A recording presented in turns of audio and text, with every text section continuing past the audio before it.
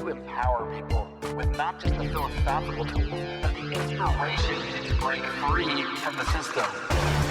Welcome to the flagship Lions of Liberty podcast, your weekly dose of education, inspiration, and real-world application from the top minds in the liberty movement. If you want liberty, we need to be better leaders, better husbands, better fathers, better friends, better businessmen. We need to be better people. Here's your host, your guide, your shining beacon of liberty, Mark Claire. Live long and live free. Happy Monday. Happy 2021, Liberty Kitties. It is a brand new year, a little bit of a brand new start here at Lions of Liberty with Mark Claire. But first, I'm going to be, I guess you could say, cleaning up some old business from last year because towards the end of last year, I hosted an amazing debate between Dave Smith and Spike Cohen on the concept, the subject of borders in the modern context, not just a theoretical or philosophical debate. We really are talking about the present day here. So I'm excited to share with you today. That was already available for patrons or locals of Lions of Liberty. You can support us on Patreon at patreon.com/Lions of Liberty or over on locals at lionsofliberty.locals.com. Also want to mention very briefly, there's an announcement in your feed. If you're listening on the Lions of Liberty network feed, what is now the network feed, we have formally rebranded ourselves as the Lions of Liberty Network, which means you can find all three shows here every single Monday with the flagship, Wednesday with Electric Liberty Land, Finding Freedom on Thursdays, just like you always have. But now you can also find individual podcast feeds for these shows. And I really want you to go find the feed of Lions of Liberty with Mark Claire. That is just my solo feed that will see my podcast and some other extra stuff that I have in there. But in that feed, you will also find my episode 0. You're only going to find that in that feed, not in the Lions of Liberty Network feed. We explain all of this in the piece of audio that is right before this one called Breaking Lions of Liberty Network Announcement. So check that out. But without further ado, I present to you an amazing debate, an amazing conversation between my good friends Dave Smith and Spike Cohen. We are now live for the very exclusive group of people that are kind enough to help us, help the Lions of Liberty to expand our message, to grow our show, which we are doing in 2022 in many ways. We are expanding our feeds. A lot's going on, but I'm not going to talk about that right now because we got business to get to, my friends. We've got a big debate here, a debate that I feel like has been in the making for quite some time, and I'm very pleased to have on my guest today. First up, he is no stranger, neither you are strangers to fans of Lions of Liberty, but this one is really no stranger. He has participated in many a debate on this program. He is the host of the Part of the Problem podcast, host of the Legion of Skanks, possible future Libertarian Mises Caucus endorsed, I don't know, we'll see, nominee of something, who knows, but nonetheless, he is Dave Smith. Dave, one question, of course, are you ready to roar? Roar, roar. Merry Jewish Christmas, everybody. Merry Jewish Christmas indeed. Speaking of a Jewish Christmas, and by the way, it's Christmas for us because if you're listening to this and you're wondering what's all this Christmas talk, it's because you are a normie, you are a cheapo, you do not subscribe to Lions of Liberty on Locals or Patreon, so you're hearing this just after the new year. But for us, it's a very Jewish Christmas. So I'd like to also welcome in, he is the co-founder of Muddied Waters Media, and most recently, he was the Libertarian Party's vice presidential nominee in 2020. He is the one, the only Spike Cohen. Spike, are you ready to roar? I am, but I roar. I don't. What was that? I did it. Roar. I deduct 1 point for lack I've of already strong lost roar. because I didn't roar with gusto. All right, I just got to protect this lead. Yeah, that's all you got to do. Just play defense at this point. Just roar every time, really hard. Before we get into this debate, into this proposition or resolution, I suppose we should say, I want to tell you about our amazing sponsor for this live stream. This is Los Libertinos. It's actually just my guy, Carlos Abelar. He has a couple things going on. He is the host, first of all, of the Los Libertinos podcast, an awesome podcast. I was on the show maybe a month or so ago, and it's truly one of my favorite interviews I've done. Like, Carlos really comes at thing from a very down-to-earth, homey point of view and has really real conversations. Both of you guys should consider going on Los Libertinos sometime. That's just my suggestion. But Carlos and his wife, Vanessa, also run Paloma Verde CBD. Do either of you gentlemen dabble in the CBD by chance? I do. I love the topical. I know you have creams. your own sponsor, which we're not going to mention here. No, but I've used it, several of them. Topical creams, CBD. I don't know if they Mm, make them, but I've used them for they joint do. pain, and They it's do. I've used them. phenomenal. Yeah. Phenomenal. No, I I don't, legit had a. but I've Yeah. actually I've been on Los Libertinos when I was in San Antonio last Oh, year. awesome. Cool. Yeah. So you can attest. Do you agree with my assessment that he's a really fun interviewer? Yeah, no, it was fun. I had a great No time. pressure because he is paying for the sponsorship. So cool. It was All right. almost like using CBD. But yeah, Carlos and Vanessa are awesome people. They're down to earth people, and they also it's really their side hustle is Paloma Verde CBD, and they got some awesome products. Like their gummies are so delicious. They're almost, but that's my only complaint is that their gummies taste too good that I want to eat them all. Which I mean, CBD doesn't really fuck you up per se, but you don't need to eat them all in one sitting either. But I highly recommend checking out PalomaVerdeCBD.com, and not only that, you can use discount code ROAR for not 10, not 15, no, 25% off any order over $75. I'm not a math guy, but that seems like a good deal to me. So check out Los Libertinos and check out Paloma Verde CBD. Use discount code ROAR for your discount. And with that being said, my friends, the bills haven't been paid. Let's get into this thing. And first up, I'm just going to read the proposition. And the proposition we are going to be debating today is libertarians should demand that government allow people to travel into or out of the United States as we wish, or maybe it's as they wish, either one, in defiance of its attempts to use crises like COVID to restrict our freedom of association. Speaking in the affirmative for this resolution will be Spike Cohen. Speaking for the negative of the proposition will be Dave Smith. Dave, we're going to start with you. You have... I usually say 10 minutes or so. I decided I'm going to be a little bit of a professional. Whoa. I've actually got a timer with me, gentlemen. That's right. Ugh. Dave, Oh no. you have 10 minutes. Oh, okay. All right. I'll try my best to fit everything into 10 minutes. Well, thank you, Mark, and thank you, Spike. I think I'm really excited to do this because this is around an issue that I've wanted to talk about for a while, and I think it's my position on this issue is kind of controversial within Libertarian Party members, although I think not nearly as controversial amongst the greater libertarian movement or the liberty movement, which might say something in itself about why, the fact of the matter is that most people in the liberty movement, most libertarian leaning people are not members of the Libertarian Party.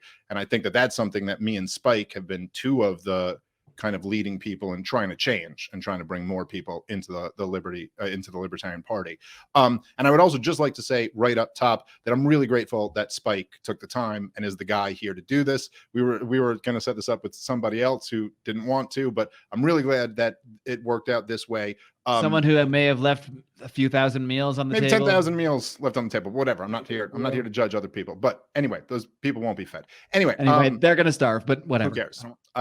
For the virtue, those people won't have meals. But I will say, and I mean this like very sincerely, that Spike has really in the last year that we're approaching the end to become one of my favorite voices in the liberty movement. And there's so like whenever I watch other libertarians on Kennedy or watch them, like post on social media, I'm always kind of there like, oh, I wish they would say it like this or say it like this. And when I see Spike out there, almost every time I hear him talk, I'm like, yes, perfect. I'm so glad he's out there. I think the best thing that came out of the 2020 race was Spike being kind of, launched into, being one of the main figures in the liberty movement. And I just want to say this real quick. I know I'm wasting my time, but I see sometimes on social media. 10 minutes. Yeah, I know, but I'm saying Okay, listen. I see sometimes on social media there'll be people who are like, they're like, well, I like Dave, screw Spike, or I like Spike, screw you, Dave. And it's like, just so you guys know, me and Spike like each other a lot. And this is all kind of silliness. So people tweet at me like, well, I'm going to do everything I can to support Spike Cohen. And I'm like, that's great. That's wonderful. So keep doing that. Okay. Anyway, so my position is basically this, and I'm going to open just with my position on open borders. We can get into how it relates to COVID later, but I think me and Spike are going to completely agree on our opposition to the COVID regime. So I do not support open borders. And there's a lot of people in the LP who think that this is like somehow a deviation from libertarian principles, or that like, well, Dave's really good on libertarian stuff, except in this area of open borders. I don't think that's the case. I don't think it's the correct position for libertarians to support open borders. And I'm basically going to make two essential points about this, which is the philosophical and the practical. Why I don't think it's the correct position philosophically, and why I think in terms of the outcome, it would be very bad. But I will say that I don't have the attitude that some others have, that like being open borders makes you not a libertarian. I was a passionate supporter of Jacob Hornberger running for president on the LP ticket in 2020, who of course didn't win the nomination, but he was as open borders as you could get. I didn't agree that it should have been his number one priority, but he was so good on so many issues that this wasn't a deal breaker for me. And I myself used to be an open borders libertarian. And if people go back and listen to the archives of my podcast, they can find episodes in 2013 and 2014 where I basically just took the position that I see a lot of people in the LP taking. And that seemed like the right position to me, that what is an immigrant? Well, that's just a statist construct. There's no such thing as an immigrant. It's a person. And what is immigration? Well, that's just a statist concept. There's no such thing. It's just moving. And so open borders is the libertarian position. And around 2015, 2016, I started to reconsider this position. And a lot of this had to do with the rise of the Trumpist, right populist movement and the kind of migration flood into Europe. Of course, all or mostly caused by the Bush-Obama wars that destabilized the Middle East and Northern Africa and led to this mass migration. And I started getting into these arguments a lot with people. And some of the right-wingers were making really bad arguments, but some of them were making really solid arguments. And I started going back and rereading the stuff that I had kind of dismissed previously, which was the later Rothbard stuff, Ron Paul's take on immigration, Hans Hermann Hoppe, Lou Rockwell, and a lot of these guys. And I changed my mind. I was convinced by the arguments they were making. And I will see a lot of people just kind of dismiss this as like, well, this is not libertarian. And it's like, look, okay, but if you don't have an argument to refute this, like I'm taking the position of Murray Rothbard, the guy who created the modern American libertarian movement, and Ron Paul, the most influential, brilliant, important libertarian figure in modern libertarian history. So I don't think it can just be dismissed out of hand. And basically, I'm not making an appeal to authority. I'm just saying that like you can't just dismiss it without taking on the argument. And okay, so here's basically the argument. A lot of libertarians take it as, I believe, an unexamined given that public property or government property should be open to everybody. That because the government owns a piece of property, therefore there should be no restrictions on this. And I will just say that libertarians who believe in self-ownership, the non-aggression principle, and private property rights, you really cannot deduce from that logically that therefore government property should be open to everybody.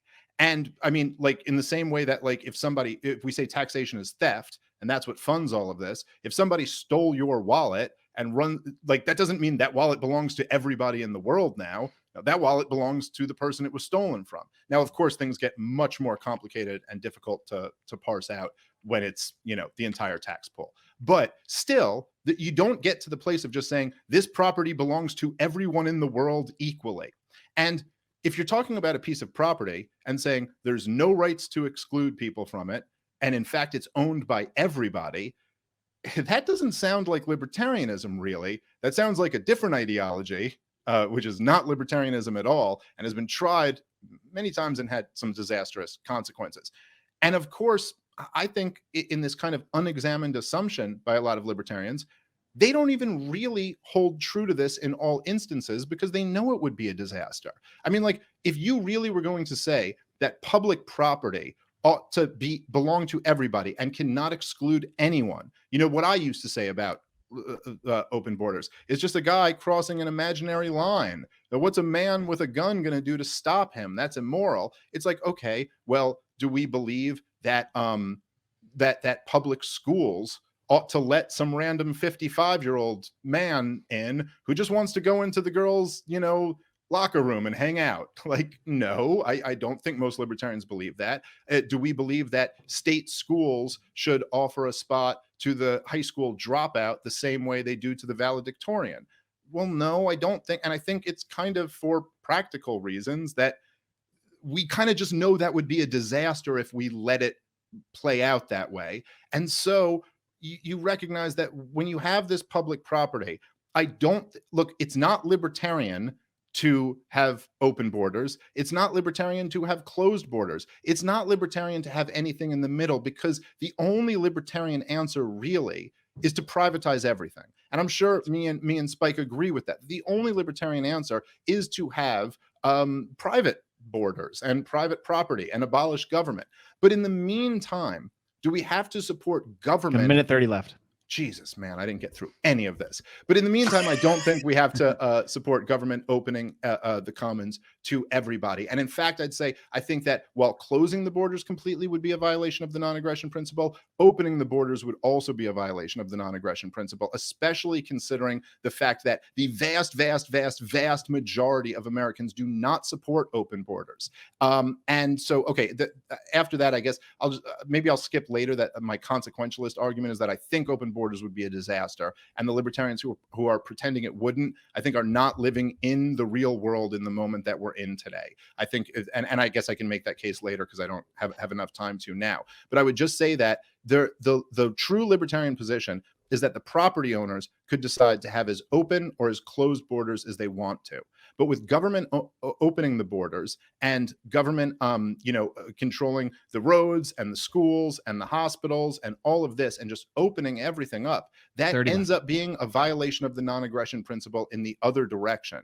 And the truth is that the only thing that keeps and I'll wrap up on this, Mark, the only thing that kind of like keeps any type of closed borders in our world today is very wealthy communities. And that's why you see those people, you see the people advocating for open borders often being college kids, people in the corporate press, kind of the elite establishment. And who did you see coming out for Donald Trump, who rallied people around some type of border control, build a wall, all of this? You saw, that's your time. Truck I'll drivers, let you finish your sentence. Truck drivers, coal miners, blue collar workers, because those people have no say in how their communities are affected and who their kids go to public school with and all of this stuff. And I don't think that that's the correct libertarian position. So, all right. I didn't get through half of that. To make like a 15-minute run-on sentence, but anyway. Yeah, there you go. Well, you had to use a quarter of your time praising your opponent. So can I take back 3 of the nice things I said about Spike and get like points? I think we'll have time to elaborate. And now I need about 2 minutes. Yeah. Okay. All right. That being said, Mr. Cohen, it is now your time to defend the proposition libertarians should demand that government allow people to travel into or out of the United States as we wish in defiance of its attempts to use crises like COVID to restrict our freedom of association. You have 10 minutes. Well, after seeing Dave make a major strategic blunder by saying nice things about me, I'm not going to say anything nice about him at all. In fact, I'm actually going to say, Dave, that you are a coward for continuing to refuse to go on the System Is Down podcast. And that until you do that. How much did Dan pay you for that? A check better be in the mail. Until Dan, you do, if you're listening, I will never go on your podcast now. Spike just assured it. I was gonna call you tonight. Yeah. So with that said, I think I would say, and I think there's going to be a lot of this. So for those who are looking for a tremendous amount of conflict, you're probably only going to get it in spurts, because Dave and I agree on most everything around this issue. We agree that the best way, all of these tragedy of the commons problems that are being created, not just through questions of immigration or of welfare or of public safety or all other types of things, are boiled down to the fact that we have a violent monopoly and control of things who has a vested interest in things getting worse. And so inherently, the best way to handle that is to eliminate, or at least greatly reduce the state, eliminate public ownership or really tax. It's not public ownership. It's taxpayer ownership. It's taxpayer paid government ownership, ending that and privatizing it and allowing people then to decide how open or closed they want their borders to be. So where we disagree on, and I think we also agree, and correct me if I'm wrong, that at least you mentioned how in Europe, the major part of the surge that happened was because of US and Western neocon foreign policy. In the same token, I would imagine we both agree that the bulk of the surge that we're seeing of migrants coming now is as a result of US drug war and neocon foreign policy, the CIA sponsoring narco terrorists that are taking over entire countries and murdering, slaughtering anyone that they think doesn't support them. And that's leading to a lot of the people that are coming here in the first place. And that by ending that, a lot of the folks wouldn't be coming here in the first place. Where we disagree is on what to do between that very brief transitory period between the status quo we have now and the stateless society that is assuredly moments away. Should be a What do we couple do in weeks. that meantime? Just where any day now, the shipping times are screwing everything up. It's a supply chain problem. But what do we do in the meantime? Now, this is usually in these libertarian debates, or really debates on immigration in general. This is when I'm supposed to start throwing a bunch of stats at you, and I've got stats, and I'm sure at some point we'll go over them. That the likelihood of immigrants to end up on welfare, the likelihood of immigrants to commit crimes, the percentage of immigrants that start new businesses compared to native-born Americans, and all that stuff. I think that has to take at least a back seat when we currently have a government that is increasingly telling us whether or not we're allowed to go outside. And I think that when we're talking about these subjects in the midst of a government that is looking to places like Australia and Canada and other countries, not these dictatorships that we're used to doing this kind of stuff, not North Korea, countries that are strikingly similar to ours, and saying, yeah, maybe we should do that here. Maybe we should, or only do it for those who aren't vaccinated, or only do it for those, who meet a certain criteria that we want them to. For us to continue to whistle past that graveyard and talk about the possibility of economic growth, I think is the wrong way to talk about this, and it speaks past the real concerns of people. So I think the biggest thing I can talk about right now on why I think that the most libertarian position, or the correct libertarian position, is on government allowing people to come and go as they please on those government-owned property, which includes the border.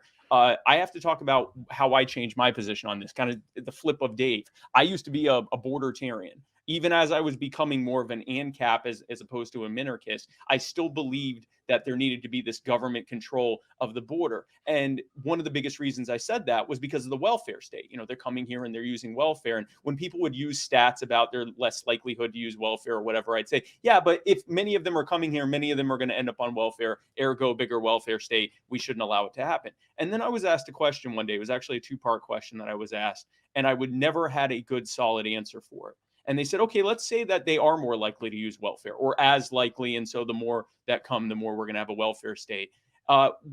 So you believe that what would otherwise be a peaceful human action of crossing a line and going to wherever they're welcome to be hosted or hired or housed. Imagine if, that, let's say that is a good way to deal with that, to reduce the welfare state. What other authoritative measures do you think government should be taking? Should they be limiting the types of foods and our caloric intake, or telling us how we should live in terms of the amount of food we eat, or the amount of exercise we have? Because not doing otherwise, allowing people to make those choices for themselves, is a big part of the burden on Medicare and Medicaid. Obesity being one of the major single biggest issues contributing to the overall welfare state.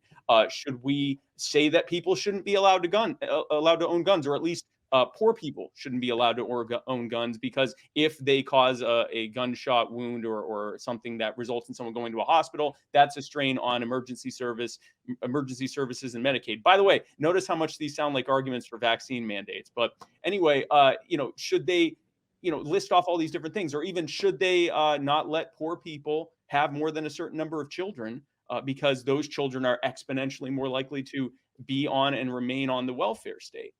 And I said, no. And they said, okay, so why just immigration? Why do you suspend your belief that government has no business doing these other things, and that government's not even good at doing those things, and doesn't accomplish the goals that they set forth anyway, but on immigration they should? And I never had a good answer to that. And for those of you who do support closing borders or keeping them at the status quo, or whatever you support, while you ponder that, I'll tell you about the question that they would ask me that didn't work.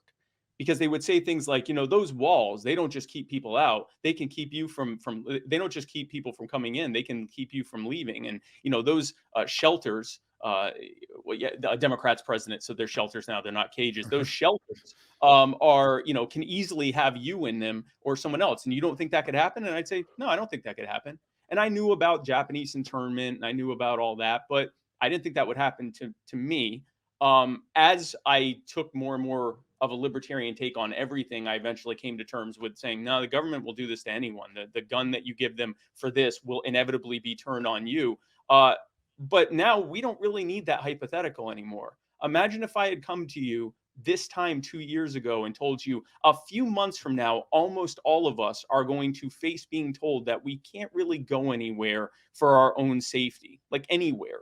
And that later we'd be told that you can't work for a business or in the healthcare sector or be in the military or a host of other things unless you're vaccinated. And that they'd have the enforcement mechanism in place already to do all of those things, that they'd actively do all those things, and that they would be looking to other countries that are similar to ours who are doing even more draconian things, like literally putting people in internment camps for having close contact with people that have COVID.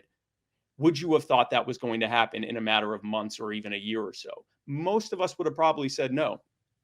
That's not a hypothetical anymore. And a lot of people will say, yeah, but this is just for border enforcement. The CDC told landlords that they couldn't evict tenants for the better part of just over a year.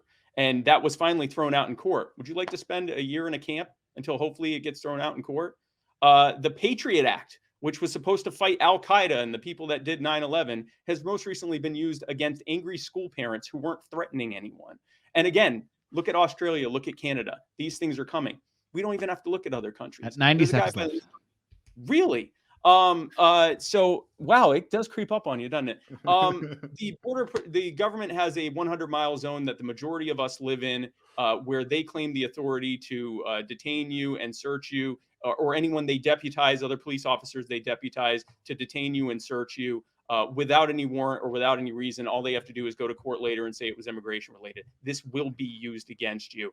I believe that being a libertarian who supports giving government this power is, especially if you're an anarchist, is believing that government is an immoral, violent, tyrannical monopoly that is run by sociopaths and pedophiles, that is financed by extortion and theft and enforced at the threat of murder and kidnapping and assault, and that everything they try to do ends up either failing because they're inept or getting worse because they want it to get worse. They want you to suffer. They want to be able to grandstand on your suffering to make your life worse, 30 except for immigration. And I don't think that if that's what government is, it isn't not that for immigration. It's also that for immigration. And look at the status quo we have. There are millions of people here illegally, while there are hundreds of thousands or tens of thousands in cages. The cartels are greatly empowered by being able to smuggle people in at high cost of doing so, because in the same way that the drug war empowers cartels, so does the war on migration empower cartels. This is what government does. And That's your time. I'll let you wrap. Yeah. No, that's really it. This is what government does, and I don't believe that we should be giving government a gun that it will inevitably point at us at some point.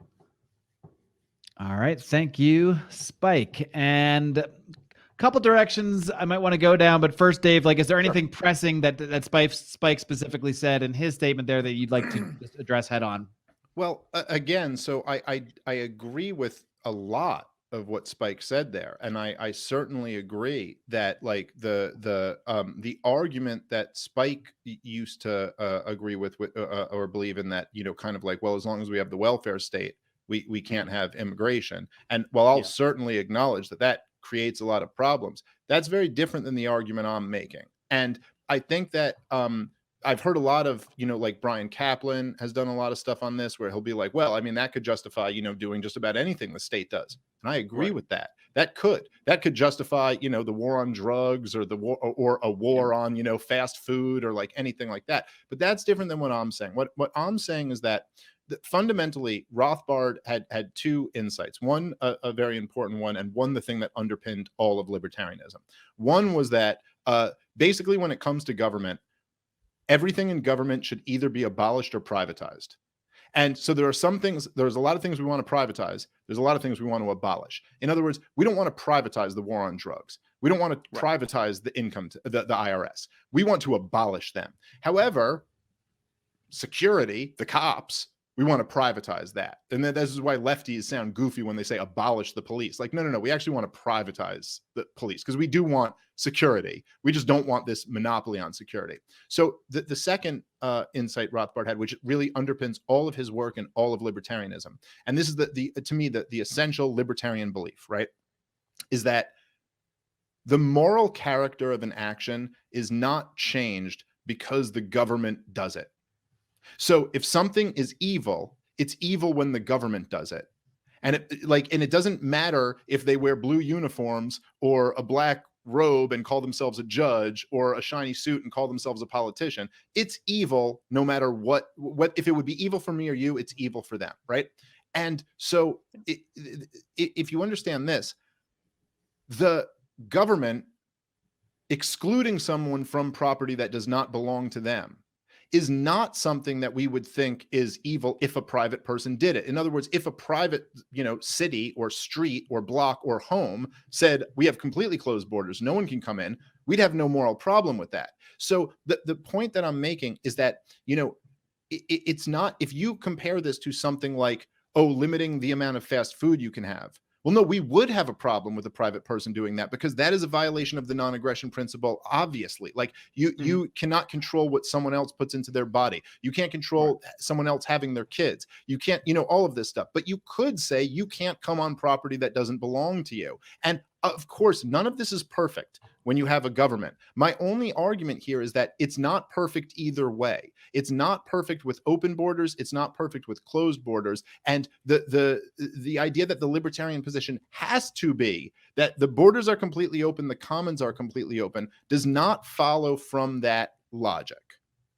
Okay, fair enough. So I agree with you to the extent that I will often watch people that, grit their teeth when a police officer saves a child from, being murdered or something like that, or saves a kid that's, in a fire or something. But good is good and bad is bad, right? Like, we're not against government because putting on the magic uniform suddenly makes them evil. We're against government because of what it is that they represent and what it is that largely comes from them. If good things happen as a result, we don't go that's bad too. But where I disagree is I don't make the same comparison. So when you say we wouldn't disagree if someone chose on their own property to limit who came there, that's correct. But that's not what government's doing. They're not just saying we aren't letting them on. They first said we own all of this. We own something like 27% of the land mass of the United States, somewhere around that, like a quarter of it. It used to be higher, but it's like, 20 something percent of the land, including, and we have full jurisdiction over any way to come into or leave the country. Now, having said that, here are our restrictions as to who can or can't enter, because they're not flat out saying no one can come in, no one can leave. They have all these different rules that are in place. That we would have a problem with anyone doing. And that's why we have a problem with government doing it. So, and again, we both recognize that this isn't the right way to do it, right? That's why this is going to be largely a disagreement on nuance, because we both recognize this system sucks. It's terrible. It's not working. And what we need is privatization. But what do we do in the meantime?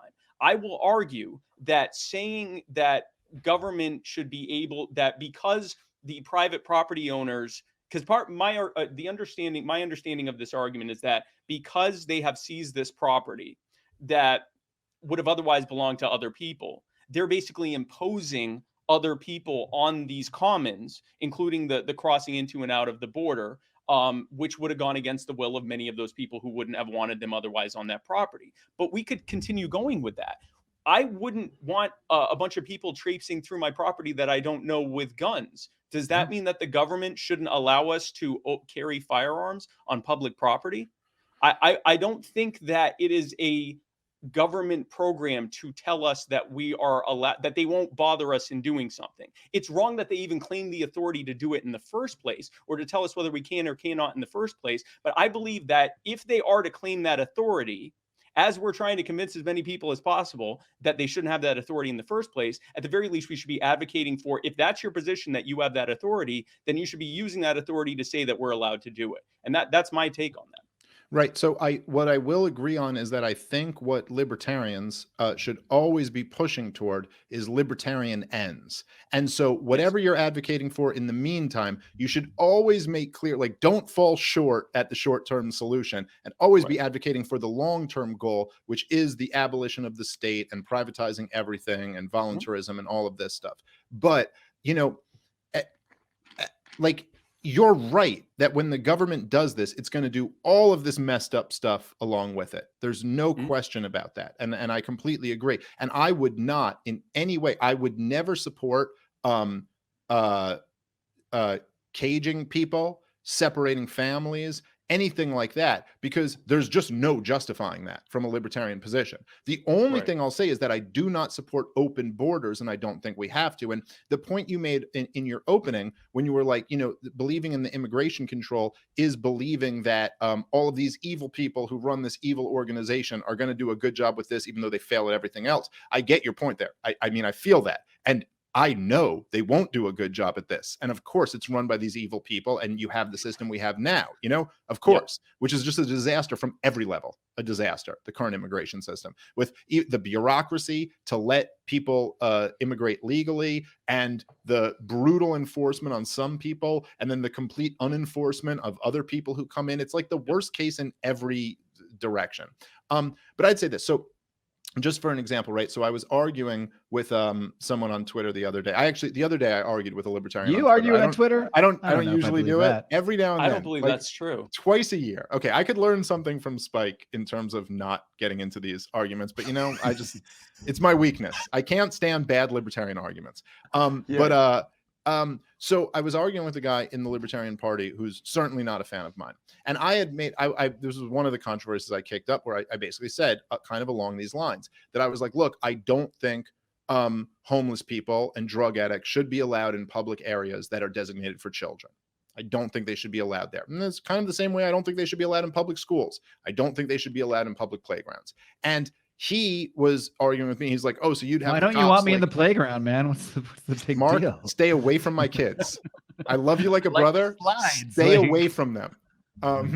So and he was like, oh, so you're Judge Dredd now. So you don't care if the cops beat these people up or blah, blah, blah, or kill them or all of this. And I was like, well, no, I didn't say any of that. I was just saying they should be removed. And I asked him to, in the same sense that I guess I would ask you, you know, if you're saying like, well, the government is run by all these evil people, would you want them? And I said, would you advocate that police stop arresting violent criminals?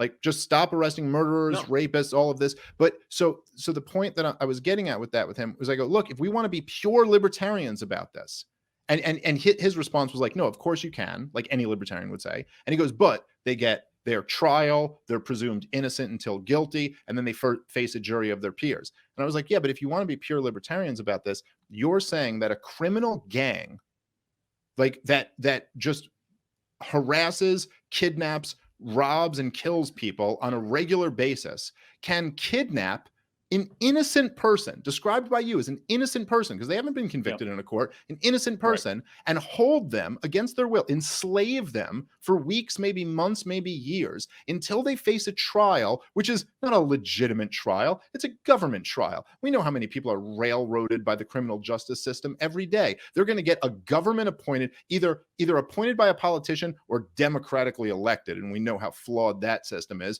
judge. Yes. And then he's going to decide, you know, what evidence is allowed and what isn't, and then we'll decide if we can. Like, this whole system is corrupt, of course, but at the same time, that doesn't necessarily mean that libertarians have to say, because we know the system is evil, that nothing, no restriction. We must support cops not arresting murderers and rapists. And so, in the same sense, you are right that, of course, the government enforcing the borders is going to lead to all of this disaster. That's why we're anarchists. But also, even angry Mark's an anarchist. Even at his angriest, he's an anarchist. But the point is that even though we know that, that doesn't mean we have to support an open free-for-all. That doesn't mean that I have to say, hey, a state college should let the middle school dropout in the same. I don't know if you can drop out of middle school, but the same as they'd let the valedictorian in. That doesn't mean that I have to say that some random hobo should be allowed to walk into a public school. Like, no, the truth is that while there is government property, as much as we don't like it, I think that it is better off that they treat it in some way that is more like the way it would be treated if it was private property. I will grant you, Spike, that is not a perfect solution. And you can apply that in bad ways, and it has to be applied within reason. But to just say this principle doesn't exist and it must just be open, I think, again, and maybe I'll get into it later, but it's like in the same way that I think the essence of the reason why libertarians recognize that police have to be able to arrest violent criminals, the same reason why we acknowledge that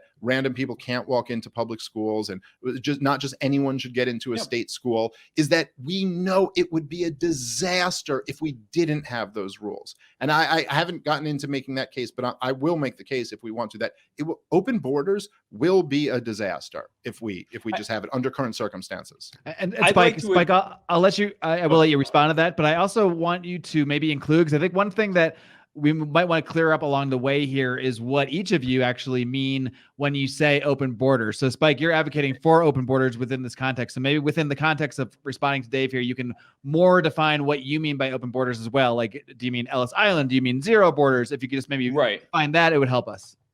Okay. So, and actually in addressing what he said, I was going to do that. And I do think we need to move into the consequential conversation, because there is no you can talk in absolutes, but the reality is because we're talking about libertarian ends, it's inevitably going to have to talk about the brass tacks in between. Right. So your question about, should we, because government owns the schools, because government owns, these different things, should we allow a sex offender, 50, 60-year-old sex offender to walk into a school with no child there or anything and just hang out in the bathroom because it's public property? No. And this is the difference between, as you said, what, Rothbard and others would talk about, the difference between abolition and privatization. We want schools.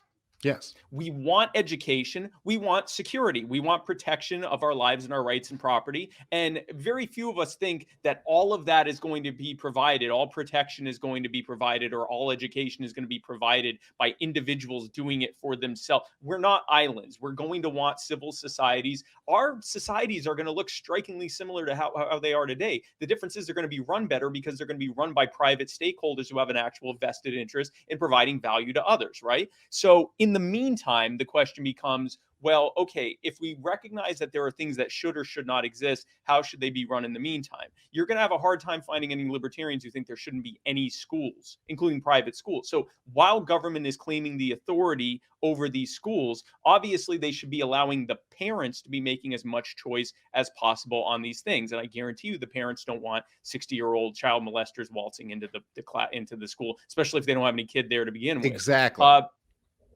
We agree 100% on that. The question becomes, if we're looking to the model of a free society, which would not be a country of 330 million people, it's going to be a collection of different free association societies. Would those free association societies say that, well, within the remains of what used to be the US government border, we'd like to have an authority that decides, and then we'll all have to democratically vote on it, on who decides on who is or isn't allowed to come in? I don't think that's what's going to happen. I think that what would happen in that case, so I think that that's something that would actually be an abolition. Part of abolishing the state is abolishing the state's borders and replacing it with private borders, with private free association borders. So going to Mark's question about the, when I say open borders, what do I mean? What I mean is that right now, as the government has this control, presumes to have this control over it, then they should not be telling people that they can't come in. I'm even okay with like an Ellis Island approach of saying, and in the same token, they shouldn't be telling us that we can't leave without getting permission from them. It's both ways. In the token, which by the way, that's what the country was for the first 100 years of its existence. There was no Ellis Island was after 100 years of like just straight up open borders. If you weren't an invading army, you were allowed to come in and leave as you wished. They had very strong restrictions on who could be a citizen, but when it came to coming in and leave, they didn't care. I'm even okay with like an Ellis Island type of approach where it's like, all right, who are you? Where did you come from? Let's make sure you don't have like TB or, some kind of, virulent illness. And if you do, we're going to quarantine you until you're not unwell anymore. And now you can go about your business. And same thing, leaving and try to work out agreements with other countries where we'd have the same thing. That's basically what open borders means within the context of explaining why government sucks, not just at this, but at everything else. And we do better ourselves without having the sociopaths and pedophiles telling us how to do things. That's what I mean by open borders. I do not mean the government resettling people from other countries here. Yeah, I do not mean the government creating situations that lead to surges of people coming here who would not have come here otherwise. I don't mean any of that. In fact, I mean eliminating all of that. I mean, if someone chooses to come here on their own volition, that they be allowed to come, or at least have some kind of basic screening, not the screening we have now, which is most people are not eligible to come here, but basic screening of what your name is or whatever, or just allowing the free association of people inside inside of their claimed borders to suss all that out to begin with. That's what I'm proposing. Sure.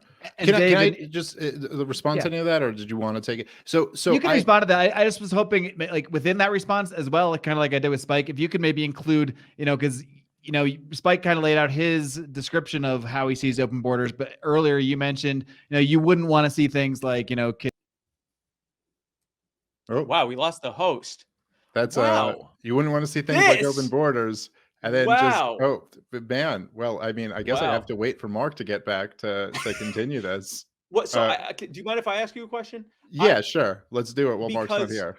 I just want to make sure I understand what your position is on what is obviously we both want the same thing. I'm back. Oh, okay. Mark's back. You guys seem like you're doing fine. So, well, Spike was about to ask me a question. We figured we could keep it going without. All right, you. yeah. But, just what was your thing that you were going to say that you wanted me to lay out what my position on borders would be? While we have the status quo, this is just going to keep happening. While we have the status quo that we have now, what would you want that to look like right now, if not this? Well, I mean, certainly nothing like this. I mean, this is just a complete disaster, but I wouldn't advocate for just like an opening of the borders immediately. And we could get into this maybe a little bit more throughout the discussion, but I think that the reality of the situation is that what libertarians are worth right now is what we're advocating for. I mean, aside from seizing like local power, like it's not like we have the power to change what's actually happening at the border or not. So what we're worth is just giving the correct position and what it should be. So I think I wouldn't advocate for under current situations opening the borders, but I would look, obviously what I'd advocate for primarily is a private property society and all of that, what we agreed on. Right. What in the meantime, what I'd advocate for is anything consistent with libertarianism that is consistent with libertarianism from my perspective, all of these things that will work really well in the real world that we both agree with, ending the war on drugs, ending public schools, ending the welfare state, ending the coups in Central America, ending the intervention in Mexico and Central America, all of this stuff I'd advocate for. I will actually say that I think as a reasonable compromise position, Hans Hermann Hoppe, who I know is demonized by a lot of people, but he proposed something that I think is very reasonable, which would be an invitee system where you invite and sponsor somebody, and anyone invited and sponsored by an American citizen can come in. Look, the truth is that, to me, from the libertarian point of view, as best we can approximate it under a statist paradigm, yes, as a lot of libertarians will say all the time, they go, well, if I want to have someone on my property, I mean, what, do you have any right to tell me that I can't invite that person to my property? And the truth is, no, of course I don't have any right to say that. However, when 100,000 Haitians just show up at the border, that's a very different thing. No one invited them onto their property. And by the way, this isn't, I know there's a lot of binary thinkers who want to like turn this into me being like, so you have no sympathy for these people who came over here. It's not that I don't have sympathy for these people. I do. I have sympathy. If 4 homeless people showed up at my door tonight and want to spend the night, I'd have sympathy for them. I'm also not letting them in because this home is mine and it's for my wife and my daughter and my son. And like, I'm not letting them in. But I'm just saying those people weren't invited to somebody's property. That's a different situation. And so I would just say that to Spike's point that you made before about, well, look, we can reasonably assume that the parents wouldn't want some 50-year-old sex offender coming into the public school. And of course, that's right. But, you know, you'd be hard pressed to find an issue that more Americans are united on than being opposed to open borders. And I don't know if the people in the LP who support open borders realize what an albatross around their neck this issue is. That people do. I mean, it's actually kind of hard to get polling data on who supports open borders because they don't even ask the question in most of these polls, because it's just so it's around 90% who oppose. It's somewhere in that ballpark. It's hard to get the exact number. There was one study recently where, or not, it was this year, Cato wrote up a whole piece on this where they were like 91, hold on, I think I might have this in my phone if I could actually pull it up, but Cato wrote a thing and they were like something like 91% of people, this is what Cato proclaims, 91% of people welcome immigration. That's Cato's proclamation, right? Except then you'll see all these people from Cato who are telling me I'm not a real libertarian because I don't support open borders. I'm like, look, 91% of people support immigration, welcome immigration, and only 9% say they want no immigration, zero, no one coming in. So that sounds kind of nice until you look at it and you realize that 68% of people said low levels of immigration. 9% said no, and 23% said high.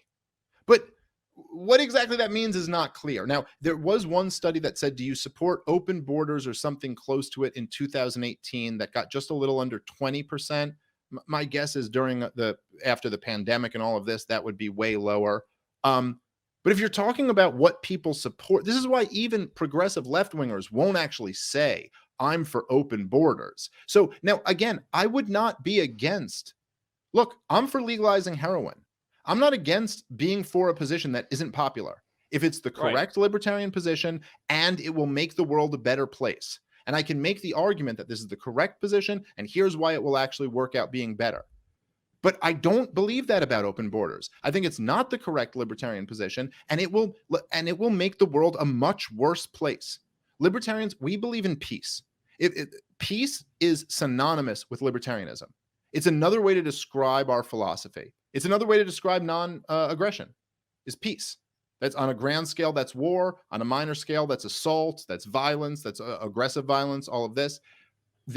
If you were to open the borders in the United States of America under current circumstances, and you can have all of these kind of like, I know there's like the Cato studies and all these people who will say, if everyone opened their borders, global GDP would double. I will tell you, this is as goofy as epidemiologists telling you that they have models to tell you how many, COVID cases there will be next year at this time, or climate scientists telling you what the temperature will be in 80 years. This is any libertarian, and certainly any Austrian, should understand that you are predicting human action in the future with near infinite variables and factors, and you do not know what's going to happen in the future. And this is one of the major arguments that the right-wingers made during the rise of the populist movement that I thought was a very good point, is that they go, oh, really? Immigration is going to improve everything? Well, look at what's happening in this country. Look at what's happening in this country. Look at California. It's the most immigrants in the country. They also have the most poverty in the country and the most homeless people in the country. Those things aren't unrelated. And the idea that, look, those Cato studies would treat this the same as if it was the 1870s or the 1930s or the 1980s or 2022.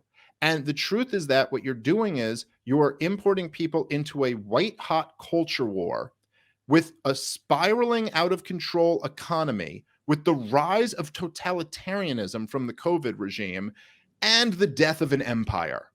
And if you tell me you have the exact prediction on how that's going to work, like, I'm sorry, no, you don't. You actually don't. And here's my best guess, not a guarantee of what the GDP will be if there's open borders. My guess is that we'd go from, what do we get an average year? About 1 million immigrants, a few 100,000 illegal immigrants on top of that. No one really knows the number, but something like that. It's not as if you're going to have, okay, I'm sorry, I'm taking too long, but let me just make this point. Spike, you made and you can take as long as you want after this, because I know I'm too long-winded, but Spike was arguing the other day online with one of the people who I would define as deranged, but a critic of mine and the Mises Caucus. And I really appreciated this moment where Spike was arguing, not arguing, but going back and forth on Twitter with this guy. And he was basically like, won't you denounce the Libertarian Party of New Hampshire tweet about this? And Spike was like, yeah, I will. I don't like that. I think it was a bad tweet. And then he's like, well, how come you don't speak up about that the same way you did about what happened in New Hampshire, the theft? And Spike was like, well, because I see a slight difference in a bad tweet and theft of assets and purging members from the Libertarian Party. Yes. Like, I just see a difference in that. And then it just kept going back and forth. And eventually Spike just kind of had it with the argument. And he went, look, enough of this argument. The Mises Caucus isn't going anywhere. What's your plan? What's your plan to like deal with them? Because you got to out recruit them or out persuade people or out fundraise them or something, because it can't just be this. You have to have something. And in a similar vein, and I really appreciated that, by the way, which is kind of where I am with those people. It's like, okay, out recruit us, win the argument then. But in the same sense, I'd go, look, libertarians have to live in the real world, not in our abstract principles, in the real world. The racialist progressive establishment is not going to be vanquished tomorrow. The populist, nationalist right wing is not going to be vanquished tomorrow. Now, if we just opened the borders, when Joe Biden came in, there was a surge in immigration, not because we opened the borders, just because the perception among some was that he wouldn't be as tough as Trump, which isn't even true, as we all know, but that was the perception. So immigrants surged. If we just said no restrictions, open borders, I think it is very reasonable to assume in the next year we'd have 10 million immigrants come in the year. It come maybe more. It might be 20. I don't know. Who knows exactly? It's a guess. What do you think the right-wing reaction to that would be? What do you think the left-wing reaction to that would be? Do you see this as something that would work out well and bring us closer to the society that we want? Because I see sure, guaranteed disaster. And I will advocate for heroin being legal, even if it's unpopular. But I will not advocate for something, if I believe in peace, I will not advocate for something that I am convinced will destroy our society. Well, I apologize for going too long. Spike, I will let you respond to that, but I think we can kind of incorporate that answer into, you guys did each provide me a couple of questions beforehand for each other, and I think basically what Dave's saying here can be summed up in one of the questions Dave gave me for you, and his first question he gave me. Who do you think you are? That was my question. What do you think you are? What do you think you are? And what's your problem? His first question was, if you could push a button, it's the Murray Rothbard button, basically, but just about borders. If you could push a button and open the borders right now under current circumstances, would you? And you can, yes. Extrapolate yes. why. I'm not a particular orderist. Another thing that Dave has asked in the past: would you end the welfare state if the lockdowns were still in place? Would I end the one thing that is making lockdowns tolerable for people and would ensure that everyone start engaging in black and gray market economics to make sure that they can make ends meet and completely eliminate the underpinning, one of the most large underpinning arguments behind why the state should even exist? Who's going to take care of the poor? Would I get rid of that? If I could, I'd smash that button in 10 seconds. If there were a button to eliminate any aspect of the state, I would do it. And the reason I would do that is because I recognize that out of one of two things happens. Either the thing I've eliminated did not need to exist, in which case, good, it's gone, or what was eliminated does need to exist. They've done a terrible job at it. And now because, in this hypothetical, I've smashed the button and it's going to go away and never come back, that inevitably creates the need and the incentive and necessity for us as private actors to come up with our solution for that thing, which is inevitably going to get better. So all of these amount to, would you pull back the Band-Aid, knowing that there's going to be backlash, knowing that there's going to be issues? And the answer to that on any of those questions is yes. Either it shouldn't have been done in the first place, or it'll be done better by private actors. And we can judge, and like you said, you want to talk about the consequences of immigration, large amounts of immigration, small amounts of immigration. Let's do it. Whatever you think that is, something that needs to be handled by private actors in another way, or something that needs to be abolished entirely, yes, I would completely get rid of it. And I'm glad that you mentioned earlier the fact that popularity should not be a bellwether, because I hear that a lot on two things, immigration and from people on the right. I hear that the thing that's holding us back is our opposition, our support of open migration and into and out of, and our support for bodily autonomy when it comes to abortion and being opposed to a war on abortion. I hear from the left that the only thing holding us back is our absolutist position on the right to keep and bear any arms. I hear from people on the center that, we're too extreme when it comes to the position X or position Y. I mean, if you did opinion polling, we know that, there's been opinion polling that as much as 80 or 90% of Americans support background checks for firearms. We don't even think the government should know if we own a firearm. You think that's popular? You mentioned legalizing heroin. I don't think any of us can argue right now, at least, that legalizing heroin is particularly popular. How about ending the entire U.S. government, or all government, and eliminating the concept of the state? I think 90%, if we could see that 10% of Americans in a poll said that they agree with that, I'd actually be happy with those results for now. I think it's actually much lower. So I'm glad you already addressed that we shouldn't be appealing to popularity here, because our positions right now are not very popular. At least many of them are not. So I think it probably is better to dive into, because what we're at loggerheads here on is, would this be good or would it be bad? And like you said, we are largely predicting, and the best way to predict is to go from previous results, but none of us can say, I can't claim, nor would I claim, that it's going to be some vaunted utopia if we allow open migration. In the same way that I would argue that you can't say it's going to be an unmitigated disaster. We really don't know. We have to look at previous results. And that's when we have to look at, this is when I pull out the stats about the fact that I've looked at multiple studies about, for example, welfare use among immigrants. And I've seen everything from, immigrants are roughly as likely as native-born Americans to use welfare. And it also depends on how they define welfare. And I've heard things saying that they're as much as 40% less likely, like nearly roughly half as likely as native-born Americans. And I've heard everything in between. I will admit, when it comes to welfare, the irony of the government raiding a private business that is hiring people who are using a fake Social Security number, which means they're paying into Social Security and not, ever going to take anything out from it because they were using someone else's number, and then taking them from that and instead putting them in a shelter where it can cost hundreds of dollars per person per day to keep them there, far more expensive than the most lavish of welfare systems here or anywhere else on earth. And again, I know you're not arguing for that, but I'm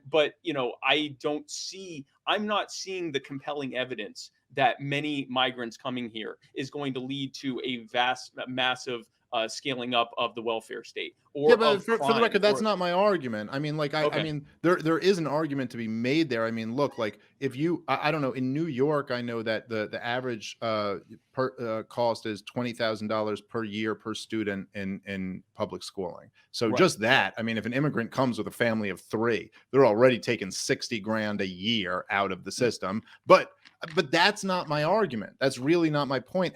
And just to be clear, the only reason why it's not that I would appeal to popularity. The point is that if we agree that what we want is a private society where borders, like say communities are privately owned and the borders can be as open or as closed as people want to, and you're trying to approximate what is the will of the people here, and you realize that something in the ballpark of 90% of people do not support open borders, something between 80 and 95, it's somewhere in that range, do not support open borders, then I think that lets you know that by the government having mandatory open borders, and of course then the open borders also lead to open government roads and government parks and government schools and all hospitals, which by the way are compelled by law, can't turn them away. Also, landlords can't turn them away. Like all of these compelled rules, then it does kind of indicate that this is an egregious violation of the will of these communities. And by the way, I should say, it's not the wealthy communities. They don't have a problem with this, which is why you see everybody in Hollywood and everybody like in the corporate press saying, oh, this is so abhorrent, the idea of immigration restrictions. And then at the same time, you see who's coming out for Trump, whose complete central issue was build the wall. It's these burly, like coal miners and stuff like that who are supporting him. He carried the working class. And then, of course, the corporate press in the most insidious, demeaning term, they refer to them as non-college educated voters, But it's like, yeah, yeah, no, that's right. but Those are the people, that's the what working class of America. They have no say. They have no say in who's going to school with their kids. And I understand where libertarians can say, well, my heart bleeds for the immigrant coming from the third world, and it doesn't for that white guy who just Yeah, doesn't. and that's But you not know what what? I'm saying. No, I Yeah, know I'm that's not what you're saying. Well, look, you were arguing against what I'm not saying, and I'm arguing against what you're not saying. So we'll meet in the middle at some point. But I'm just making the point that the libertarian position is that relationships should be consensual, that both parties should consent to the relationship. And to me, it's overwhelmingly clear that no, the American people are not consenting to open borders. That's not what they want. And I will say that, you can point out some of these other issues, and by the way, even leading with anarchy, as you didn't during the campaign, I don't think would be a good way to lead during a campaign. I don't think the first thing you should get up there and say is, hey, I believe in anarchy and I want to abolish the entire government. I don't think that's a good way to start. I think a good way to start would be to talk about issues that we can get everybody on board with. But you have a damn good libertarian case for anarchy. You have a damn good libertarian case for unrestricted gun rights and a damn good libertarian case for heroin being legal. I don't think we have a damn good libertarian case for just opening the borders right now under current conditions. And so the way I see it is that it's like we have this golden opportunity right now. And what I care about, and what I know you care about, Spike, is building a huge liberty movement. And we actually can do that right now. And me and you are two of the bigger guys who are doing that. And to say, listen, we oppose vaccine passports and shutdowns and mandates and all of this stuff, and the corporate bailouts and the wars and and the Fed and audit all this crazy monetary policy and the inflation. There's this huge appetite for that. And we could start a huge movement. And it is the most libertarian shit ever to say. And we also have to attach open borders to that. We also have to attach this thing that really doesn't exist anywhere in the world and nobody's on board with, except members of the LP, evidently. Well, but again, most people aren't on board with any of our ideas. And so we don't say, no, but for those example, ones I just mentioned, they are. Okay, but hold on. I understand that. But what I'm saying is, I don't lead by saying, hey, everyone, I'm Spike Cohen. I want to legalize heroin. I lead if we're talking about, talking about drugs, I talk about how the war on drugs, the consequences of the war on drugs. I don't come in and say, hi, everyone, I'm Spike Cohen, and I think everyone should be walking around with machine guns and grenades if they want to. I say the consequences of the war of guns. In the same token, if I'm talking about migration, I don't say, hey, everyone, I'm Spike Cohen, and if I could snap my fingers and 100 million people were here, I'd be A-okay with that. What I say is the consequences of the war on migration and how it affects us. There are American citizens that are being affected by this. I didn't get a chance to talk about it during the opening statement. Because 10 minutes goes by in double time during opening statements. But there's a guy named Anis Alati, and he is an American citizen. He came back into the U.S. The Border Patrol detained him, said he was on a terror watch list. He wasn't, and no one by that name was on it. To this day, they've still never given an official reason why. Even in court, they refused to say why they held him. They just said they did. They held him for 6 hours in a cell that had no heat in freezing temperatures. He almost died in the cell. They had to take him to a hospital. He not only had the physical and psychological torture and trauma of going through that, but he has tens or hundreds of thousands of dollars in medical costs as a result of that. He took them to court, and the courts ruled, you can't sue the Border Patrol. You can't sue the Border Patrol. Doesn't matter what they did to you. Doesn't matter if you're a U.S. citizen. And now that is case law. If we're crossing a border and that happens to us, there's nothing we can do about it. There's literally nothing we can do about it. Now, in the same way that talking about the consequences of the war on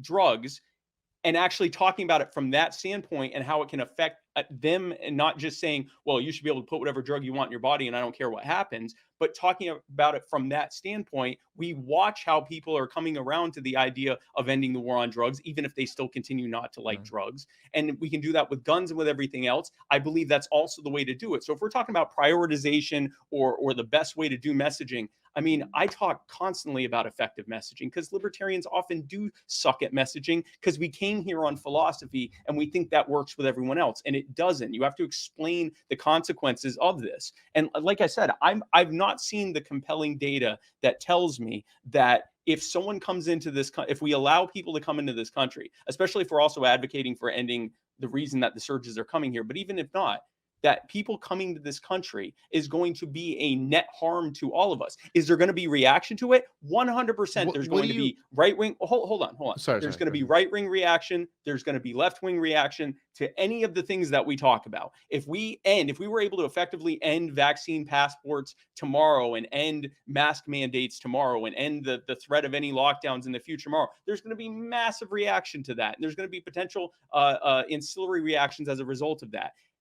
The fact that that exists doesn't mean that we shouldn't continue to push for a less authoritarian government that is allowing us to have the free association we wish. And again, letting someone come into cross a government border where they can then go and find someone who's willing to house them, someone who's willing to hire them, someone who's willing to do this and do that. That's not an imposition on you. If you don't want to house them, you don't want to hire them, you don't actually have to do that. No, you actually kind of do, though, in lots of situations. In lots of like, it's not as if landlords can refuse to hire someone because they're an immigrant. A public school can't refuse to teach some kid because they're an immigrant. A hospital can't turn someone away because they're an immigrant. So actually, under current law, it is an imposition on them. And to say that, like, oh, if we were to repeal all of these COVID regime, rules, it would be some crazy, who knows what the reaction would be. Well, I don't know. I mean, there is 2019 as the example. Like, we literally just lived in a world without that. But Spike, are you really telling me, after seeing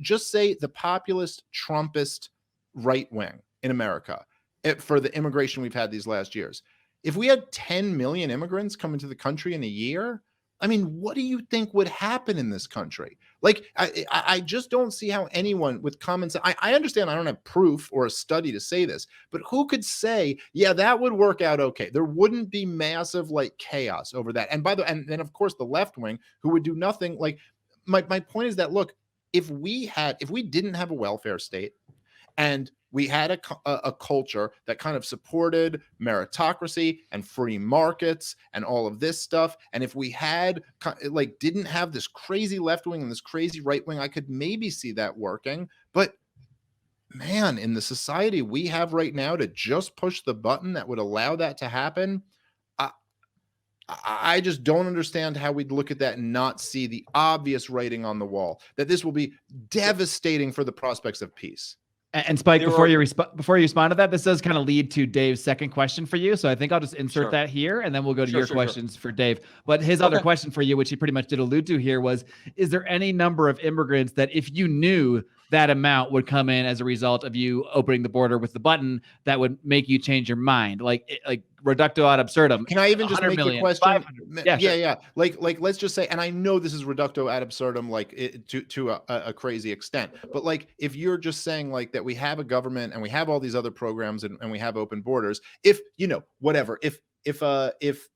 Pakistan threatened to nuke India and 500 million, Indians are going to come over to America. I understand it's a ridiculous example, but like, it is the reducto ad absurdum to prove the point. 500 million of them are going to come over here. Is it just, is the lesson here, or is the libertarian principle that we'd have to support this? We'd have to say, yes, every American who clearly would not want this has to just say, well, you know what, them's the breaks, and they're all going to come over here, and everything about our culture and our norms and our society are going to be in complete upheaval, because we can't support 1 inch of government doing anything, even under the current paradigm.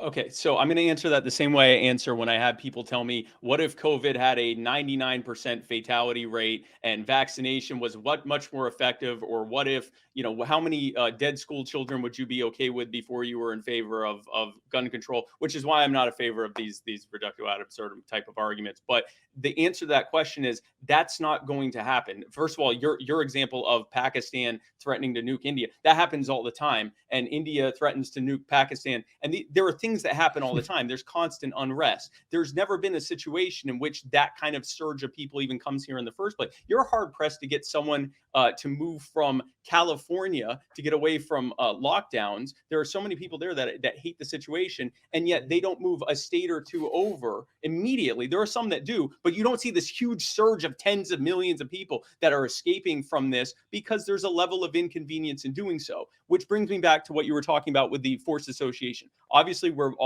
against forced association, but would you use that argument to say that people from California shouldn't be allowed to go to Texas, or that on the opposite side, that people from Texas shouldn't be allowed to go to South Carolina, Like, or that people from South Carolina shouldn't be able to go to New York? And Hold on, if the Sure. answer to that is no, then would that mean that if the answer to that is no, then are we saying that, well, because they're citizens, they're granted special rights and privileges on being able to whether we're okay with them doing that or not? So I mean, but to the question of 500 million people coming here, that's not something that actually happens. No, it's likely not, but it is a reducto ad absurdum, and I think there is a use for that in these thought experiments. And to your question about, like, well, what if COVID had like a 90% death rate or something like that? Go, yeah, I think that actually would justify a lot more of the crazy policies. I think the fact that it doesn't is why kind of I wouldn't.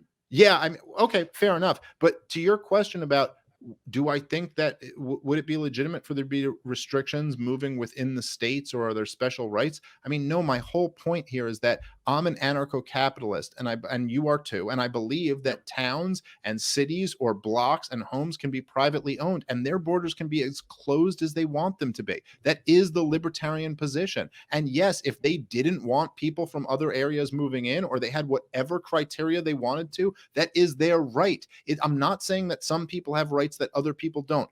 All human beings have the same right to self-ownership, the non-aggression principle, private property rights. But that, yes, groups have the right to say that they don't want other people in. No one has the right to travel uninvited onto property that does not belong to them. So it's not, I'm not saying something about a two-tiered system. And absolutely, if someone in Florida right now, if Florida was a private society and New York was a private society, doing the crazy shit New York's doing and Florida's doing the reasonable shit Florida's doing, and Florida said we don't want New Yorkers in here, yeah, it would suck for me, but yeah, they have the right to do that. And so in a private society, right? Yes, right, but that's the point. No, of course. And I'm saying, like, but yeah, that's the point, that, like, yeah, there isn't like a two-tiered system in terms of rights when it comes to that. Like, yeah, I wouldn't completely be against that. And if some town didn't want other people coming in, if the Amish don't want anyone non-Amish coming in to their community,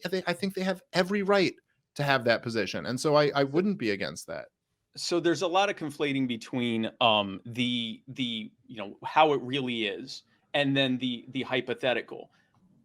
When we're talking about the hypothetical, because I think we can both acknowledge the current status quo, as authoritarian as it is, as restrictive as it is, how infringing on the rights of everyone, including U.S. citizens as it is, it still hasn't worked. There's millions of people here illegally. So if 100%. We're saying that this is, again, I'm not even claiming that I think that people coming here and not paying taxes is a problem, because that's actually what we all want to be. But all that aside, if we're even saying that this is a problem that needs solving, it's not working, which means one of two things. Either, and again, this is in the actual reality of how it ends up working, either they have to be given more power to infringe even further on us in the hopes that it's going to work this time, or when they get that power, they're either going to use draconian measures, but it finally works, but we're also that much less free. Oh, and by the way, this is the same government that's deciding whether or not they're going to let us go outside, and we've given them all this power. Or they use that against us and continue to let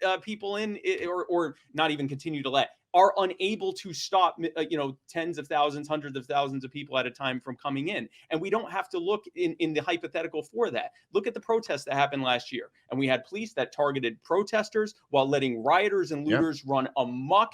And I would argue that they did it largely intentionally so that they could grandstand on the suffering of the people that were suffering under that, to say, oh, and you want to defund us now? You want to make us accountable now? Look at what happens when we aren't more in control. I think that's right. Do that on immigration? I think that's right. right. No, I think that's right. And Dave, I'll let you respond to that, and then I want to get to Spike's questions for you. Okay. Respond to that. So I think that's completely right. And to be clear, I'm not advocating giving the state any more power. In fact, I'd like to drastically cut down on the power. I'm not saying we create a border control where we don't have a border control. I'd like to abolish the Department of Homeland Security, abolish ICE. Ideally, I think immigration enforcement should be localized and decentralized as much as possible, and let individual towns and cities and let them have their own immigration policy. I think that would be much better than having a one-size-fits-all federal national immigration policy. But the point is, like, as you say, to say, well, look, we know they're not doing a good job with that. In the same way, we know that police are not doing a good job with dealing with violent crime. And that's absolutely true, no question. That's why we're both anarchists. But we know that the state does not do a good job with the tasks that they are, given. But you don't get from that to the result to like the conclusion being that therefore they shouldn't arrest murderers, or therefore they shouldn't arrest rapists. So, and by the way, I'm not like equating the two. It's a logical analogy for anyone who's going to like that. I'm just saying that you don't go from that saying they're doing a bad job to saying therefore they should do nothing. Like I don't agree with that. So yes, you're right. The state doing this, they're doing a terrible job at it. And as you kind of mentioned, it's just like kind of the entire state of America. It's kind of this anarcho-tyranny, this kind of corporatism where everybody, in the same way with the economy, that a left-winger can look at it and say, well, this is capitalism because look at all the banker profits. And a right-winger can look at it and say, well, this is socialism because look at all the government spending. And they're both kind of right. But except they're both kind of wrong because it's fascism, right? Because it's fascism. In the same sense, with the border, we have the worst of open borders and the worst of closed borders at the same time. We have all these people sitting in these cages, and we also have no accountability for who comes in and who leaves the country. And so my only point is that the libertarian position is not a given one extreme or the other. I mean, the libertarian position is to privatize everything. But in the meantime, I think that the libertarian position isn't just open borders and anyone who wants to can come in. I think it's what best approximates a private society, in the same sense that the libertarian position on who public schools should let in, or who state colleges should let in, or who public parks should let in, or all of that. It's what best approximates it. And that is not perfect. It's not going to be a perfect situation no matter how you break it down. Nothing's perfect. There is no utopia. Yeah. No, but I mean, it's not a libertarian solution. A private property solution, a private property society would at least be a libertarian solution. It still wouldn't be perfect, but it'd be much better. But as long as a government exists, the best you can do is try to say, okay, the people who are invited into the country and like who are sponsored, okay, those people have a right to come in, and it's a violation of the non-aggression principle to keep them out.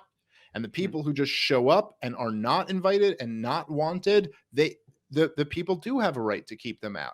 And I know that second part is harsh. I understand where libertarians want to be the humanitarians in the room. I do too. I wish I hadn't learned all of this so I could just not have this view. But the truth is that even if people are uninvited and the domestic population does not want them in, they shouldn't be allowed in.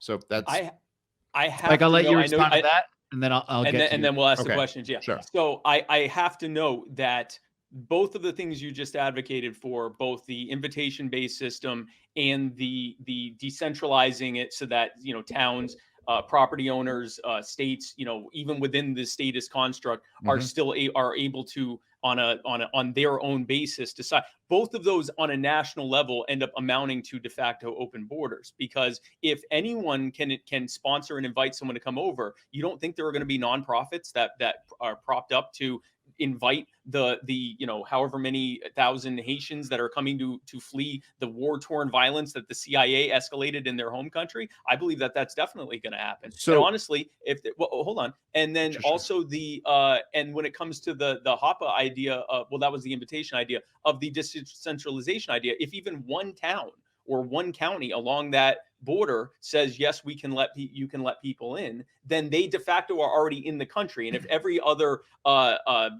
county government has a hodgepodge, even once you're within the country, of deciding whether you can enter that county or not, I'll be interested to see how that would be feasible within a statist construct. But ultimately, if they're already here within the borders of the presumed United States of America government jurisdiction, then that's de facto open borders to that extent. I think you keep mentioning the best approximation. I believe that the best approximation is that the decision as to whether or not someone is welcome on your property should be decided by you.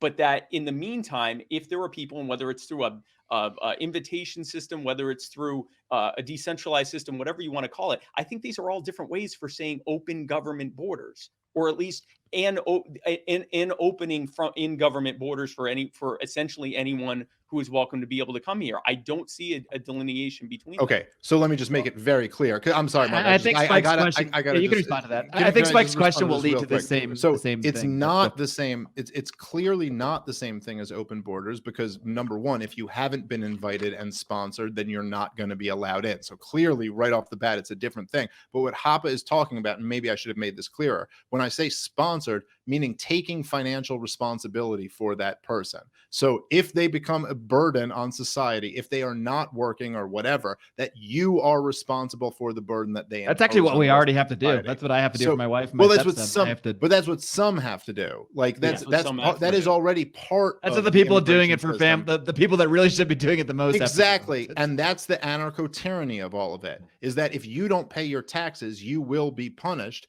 but the guy who fucking, carjacks somebody will probably never, be like found out, and the cops really don't care. That's kind of the whole essence of this. So no, it's not the same thing as just saying, oh, it's an open flood of anyone who wants to come in can come in. It's clearly a different situation. And yes, here's my essentially the point, right? And this is what Hoppe is getting at, is that if the 10% or whatever, I recognize this is an exact number, but if the 10% of people who believe in open borders want to say, we'll take the people into our property, we'll cover their healthcare costs, we'll cover their education costs, we'll cover all of this, and we'll deal. Fine. I'm a libertarian. I have no problem with them doing that. But that 10% of people don't get to decide that for the other 90% of people who don't want open borders. They don't get to say, oh, we'll say we're for open borders, and then you other 90% of people, you decide. And by the way, I think a disproportionate amount of the 10% of people who support open borders are not living in border towns or property owners or going to do any of this, but that's strictly a guess. So strike that from the record. But I will say that's the difference. We also, and I appreciate that. There are also owners of property along the border who, are fighting the government to not construct a barrier on their property and seize their property to do such a thing. And I'm on their side. Again, yes. Yeah, absolutely. Absolutely. I will say that when the question being, government has this authority to tell you whether you can leave or enter, should the government be using that authority to be telling people they can't leave or enter? I think especially in the age of COVID, to give them yet another enforcement, again, knowing what that results in. There's no way that doesn't result in more authoritarianism. Yes, I agree, Spike. But listen, if we give the government a monopoly on police where they can arrest violent criminals, we both know what that results in. It results in the authority, in the brutal authoritarianism of the police. I agree with that. But we still want the government to arrest murderers and rapists. I'm with you. This is why we're anarchists. But I'm not advocating to give the government the authority to arrest murderers and rapists. I'm saying they've already claimed this authority, and they shouldn't abdicate the most basic duty in it. So yes, it sucks. I wish they weren't the ones who had the authority to decide who comes in and who comes out. But while they do have that authority, they should best approximate what is actually desired by the property owners. And just to be clear, and you know this, and Mark, you know this, when we talk about property owners, it doesn't just mean the people who own physical land, because libertarians believe in the truest sense of the will of the people. And everybody's a property owner, and we own ourselves, and we own our things, and we are all property owners. And the people who actually own property, businesses, and land and all of this, they are in many ways subject to their consumers and the people they do business with. But the best thing we can approximate is what the will of the proprietors is. And the will of the proprietors is clearly not that we just have open borders and open government roads and open government schools and open government hospitals in effect and open government everything. And at this point, the reality is that we live in such a state of society that the government property takes you right up to the door of every individual person. And so we can say, well, you get to decide who's on your property. But if the government's already decided they can come right up to your door, and then also, by the way, the government's decided that you can't kick someone out, you can't not rent to someone, you can't not educate someone, you can't not treat someone in a hospital. Like, that's not really an approximation of what a free society looks like. In my opinion. But none of this is an approximation of what a free society looks like. Again, in the same token, using the same argument, allowing people who are poor and on welfare who live here to have as many children as they want, using that argument that's it's not a approximation of a free society that everyone here wants to pay for all those children who statistically are all or most going to remain on welfare or some amount of government assistance at some point in their lives. But I don't believe that is an argument to restrict it or to limit what they can have or limit the number of children that they can have in the meantime. And I get what you're saying. I get what you're saying, the difference between an authority that they already have and an authority that they would have to be given.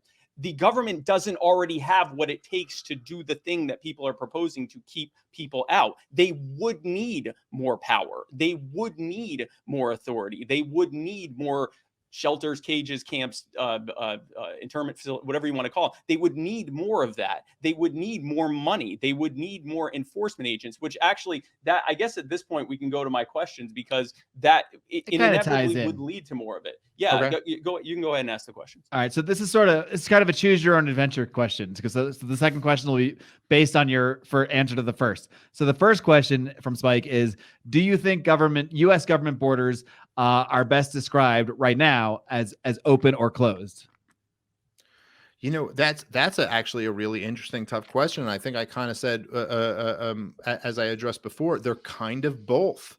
I mean, I think that it's like you kind of have a situation where there is, like, if I'm describing it as best I can, there is a brutal authoritarian force that it will round people up, that has these insane, no constitution zones miles into our own shores, that has these, prison facilities where they lock people up and hold them. And at the same time, there's been hundreds of thousands of border apprehensions this year, maybe not this year, but on the average year, I think this year, but not in 2020, they were down a bit, but before that, they were way up. And then when Biden first came in, they were up. I don't exactly know how many people are coming in. So I'm sorry. I mean, I'm really not trying to dodge the question, but I don't know if I could describe them as open or closed. I think they're the worst of both. Well, Spike, I will let you follow up since I did not have a question two for both as an answer. Both. But do you get what I'm saying, though? Yeah. Do you guys get what I'm saying? Like, yes, we get what you're saying, but the way that my question was done was it was dependent on whether you said open or closed. So I guess right, now I don't know what to do. No, who knows what to do now? So we're going pretty long, so I'll let you respond to that, and then there's one other thing I want to ask both of you, and then we can maybe get into our closings where you can address anything else. Because you said both, I'm going to give you kind of a hybrid of both. If it's both, do you think, and you've answered this, do you think it's working? And if it's not working, precisely how much more power does government need, or what additional authority does it need, or what exactly is it that government needs to be able to, again, in this transition period between the status quo and a stateless society, next week, what exactly, if we're not proposing that government allow us to make that final decision over whether someone's welcome on our property or not, and instead has some kind of imposition there, how much more or less or additional authority do you believe that they need to be able to make that the best, as you put it, a best approximation?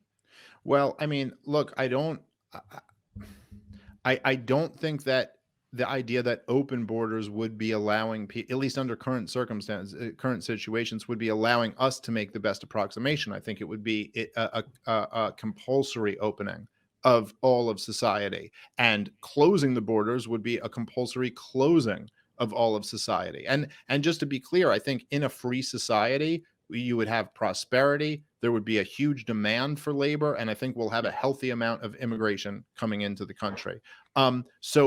Again, I do not believe that my response, I don't think that just not being for completely open, completely unchecked, anyone who wants to come in can come in borders while we have this current situation, is advocating for more government authority.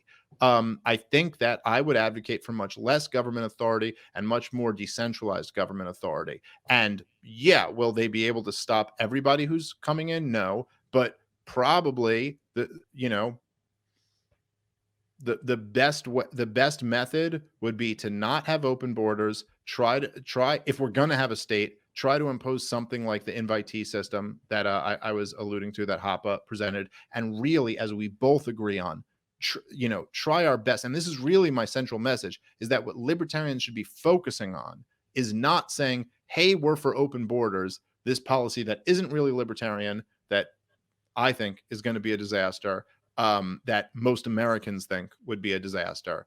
And I think they're right about that. But what we should be addressing is all of the policies that are damn libertarian to end and will definitely make the situation better. So I would argue for a we agree drastic 100% on that. right. Yeah, So we agree I would 100% argue on for that. a drastic reduction in government power in terms of the war on drugs, in terms of coups in Central America, and particularly in terms of the intervention in Central America, in terms of the propping up the cartels or the opposition to the cartels, which leads to these civil wars that lead to mass amounts of people wanting to leave. But no, I don't think in a situation where 100,000 people show up to the border in one of these big caravans, and there's already the government enforcement there who's already monopolized this area and already taken it over, and they're there. I don't think the libertarian answer is, well, obviously they have to just send them in. I don't agree. If 100,000 people show up to a school or outside of a school, not hurting anyone or anything else, but heavily armed, or they show up to some other public property heavily armed, 99% of people are going to be against that. We don't say, well, that's what we want. We want 100,000 people to show up armed. Exactly. When we're given these kind of absurd arguments on what happened if someone did something like that, our answer is talking about what happens when you give government the power to try to stop something like that. But the difference is that I'm talking about a situation that happened a couple months ago. So I'm not talking about some hypothetical. I'm speaking in the real world of what just happened, where something in the ballpark of 100,000 Haitians showed up at the border. So I'm not just saying that, like, well, if 100,000, like, I don't know, dude, if 100,000 people like showed up outside my daughter's school or my son's school, they're both too young to go to school. But if one of them showed up outside of there, I would probably be willing to use any means necessary to put those people down and get my kids out of that situation, because I don't know what their intentions are. Now, that's a different situation, but no, I don't think that would justify no one being allowed to own guns. And I don't think those Haitians showing up justifies no one being allowed to enter the country. But I do think it's a pretty big justification for, like saying like, yeah, that's a bad situation, and we should probably have something in place to prevent that. And I will just say, like, I don't know if it's ever been addressed throughout this conversation, Spike, but if we're going to say that the government property that they've already controlled the borders should just be open to anyone, and if you're arguing that from a moral libertarian principle, like, why exactly? Because earlier in the conversation, you said that, well, the reason why they couldn't go into public schools is because we know that most of the parents would be against that. But why exactly? Because this is the point that I brought up that I think is the crux of my whole argument. Why is it that if that's the case, shouldn't state schools be open to everybody? Shouldn't a public library allow someone who wants to come in and yell obscenities? Like, why is it ever okay for government to restrict people? Or do we have to just say, nope, on government property, anyone can do whatever they want to, assuming not that they're not violent or something like that, but anyone can do whatever they want to, and no one can ever be removed, no one can be excluded? Yeah, so I wasn't saying it's because the parents would be against it. It's because I said that as a side note that they also Okay. would be against that. I was saying that the reason that that wouldn't be allowed is because the purpose of a school is for children of various ages to go to the school and be taught at the school. And so this is an issue of what's happening while government has that authority. I think the fundamental disagreement between us is what is that you're saying that because the government has control of this border, they have some kind of a moral authority to decide who can enter or not enter. Putting aside the fact that they're terrible at that, and I would argue they also don't have that moral authority, nor do I think that that's an approximation of what we as individuals want when it comes to our communities, what we want in. I don't know people who are saying that I don't know a lot of people. And again, I don't live in a incredibly wealthy community or anything like that. I don't know a tremendous amount of people who are saying, I want there to be some kind of enforcement of who can come through this street or whatever else. What we're doing is when we're giving government this control of what otherwise would be a series of either thoroughfares or privately owned property, and saying, well, government should have a line there and we'll let them decide what it is, that inherently goes against what we believe and against, again, going back to, because we keep going between the philosophical and the real of what happens. We have as authoritarian of a border as exists outside of places like China or North Korea, and it still hasn't resulted in fact, if anything, it has empowered cartels. Every single argument one would make about drugs, that for example, you could say that it's a good approximation that most people wouldn't want drug addicts just lying out on the street dying of heroin overdoses, and that they wouldn't want gangs taking over their streets, and that they wouldn't want cartels smuggling a bunch of dangerous things in and hurting people and fighting over turf and everything else. And that's true, and we wouldn't want that. But we don't say, well, then we need to let government make an approximation of how they would best handle what we want for safer streets and less drug use. That's what we have. It's called the war on drugs, and it's made everything worse. No.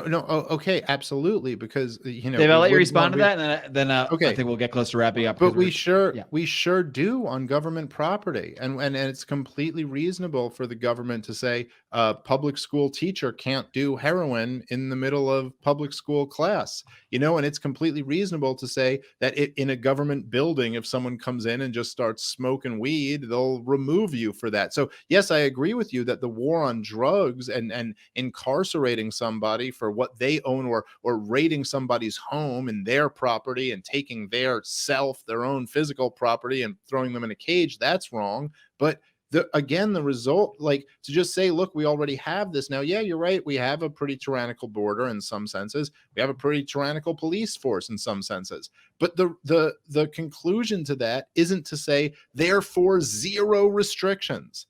Therefore, they do nothing until we get to this Ancapistan, which is our ultimate goal. And so I think that as far as I'm concerned, and like even your point with public schools, to say that like, okay, the purpose of the public schools is to teach children.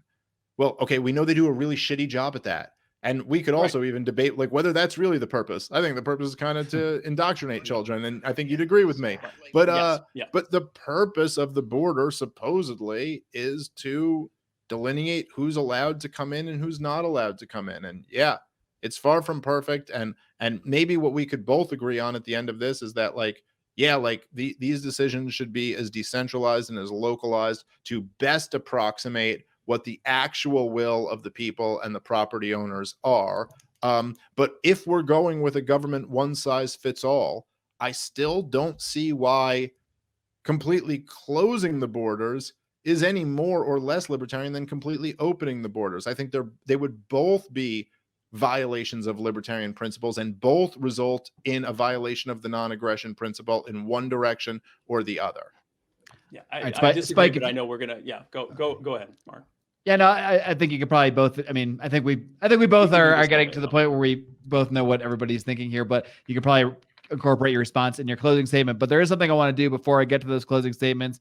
Something I took from my friend Brian Nichols when he hosted a debate between myself and Eric Brakey, which I obviously won, even though the numbers didn't agree with that. But what I want each of you to do, and make it pretty quick, a minute or two answer, hopefully. But just if you could each kind of state what you thought your opponent's best point what was made during the debate. So start with you, Dave. What do you think is the best point that Spike has made throughout this debate? Well, I think wasn't Spike expecting that one, were you? What? No, well, I wasn't, but I think Spike made a lot of good points. I mean, I agree with the majority of what he's saying. And I think probably the best point is that any duty that we entrust the government to execute is going to be executed poorly and will violate rights in the process. And I think that's why we're all anarchists, even Angry Mark. That's why we want this to all be abolished or privatized. So I do think there's a very strong point to that. And I've never, even in whatever, border policy I'm advocating for in the minute, I always make a purpose to say in every single podcast I've ever done about, border stuff, I've always made a point to be like, look, here's my end goal is that we should live in a free, private, society. And here are the direct policies that I'd advocate for, which is like ending the war on drugs, ending the welfare state, ending the coups in Central America, all of this stuff. So I think that's a very strong point that I agree with. Yeah, and I'd say the same thing. I think every good point that Dave made is one that I agree with him on already. No, I think that we both agree with each other on the vast majority of this. I think the what it really hinges on. Wow, we lost Mark again. Oh, here he is. I'm back. This is just damn Mexican internet. Whatever you do, this is the internet. Don't this is let the internet you guys want coming into your country. This will be all of your internets. Within a year, all of your internet will be 8 frames per second. Occasionally, open borders will lead you make to your Mark's internet this way. Yes. Libertarians want your internet to suck. So I think when it comes to what we agree on, it's largely what we agreed on coming in, and I think the best points that you've made are talking about, and I hope that, because I think there are some who are for and against you who think that you're in favor of closed borders, and I think that it's good that they saw that you're not. And that you actually are in favor of largely the same thing I am at the end goal. Where we disagree, and I think we're going to remain disagreeing, is which is the greater net harm. Is the government not using authority to tell people where they can't go, or using that authority to tell people where they can and can't go in some way. And that's not going to get resolved in 2 hours or an hour and a half or whatever else. But no, I think largely everything we've said has been in agreement with each other. All right, well, debate and over. was before this. Now, you guys do agree. I mean, this is really a debate very much about the nuance of the current state of affairs as opposed to the actual philosophical ends of things. And for me, this is like one debate where I don't even need to hide bias, because I am actually torn on this stuff too, because I've personally seen kind of both ends of this thing. And I think we all agree it all sucks. Like, having the state run this shit is what sucks at the end of the day. So, but that's what we want to work our way out of here. So now I think we're good to head to opening statements. Dave, I let you begin, so I will give Spike the last word, which means I'm going to give you the first word of the last word. So yeah, that's a complicated way to say you can give your closing first. I'm going to give you a 5 minute. You probably don't even need that much. I mean, we've pretty much laid everything out, but yeah, I think we're getting at 2 hours, so more than 5 would be extraordinary. So go for it. Okay, sure. So even to the last comment that Spike just made about just like, we don't want the government to tell people where they can and can't go, but I mean, I don't know, as long as the government has a monopoly on all of these forces, I would kind of like them to tell people that they can't go at least on other people's private property. I have no problem with the cops like telling people that they can't, like trespass and stuff like that. So, all of this stuff gets into some kind of murky areas when you're really talking about what the correct libertarian position ought to be. And specifically when you're talking about what the correct libertarian position ought to be in the current non-libertarian paradigm that we live in. And that's where things really, obviously these things are a lot cleaner if we had an anarcho-capitalist society, but that's not where we are right now. And I would just kind of get back to what I said before, where I think that if libertarians are going to, and I think at points it's appropriate for them to say, listen, we're going to take a position that the vast majority of people disagree on. But if that is the case, and this isn't so much to Spike as it is just kind of a challenge to some other libertarians. If that's the case, then make sure you have a damn good argument about that.